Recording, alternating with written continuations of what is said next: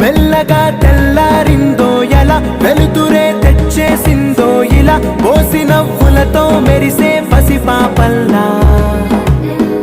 చేదతో బావులలో గలగల, చెరువులో బాతుల ఈతల కళ, చేదుగా ఉన్న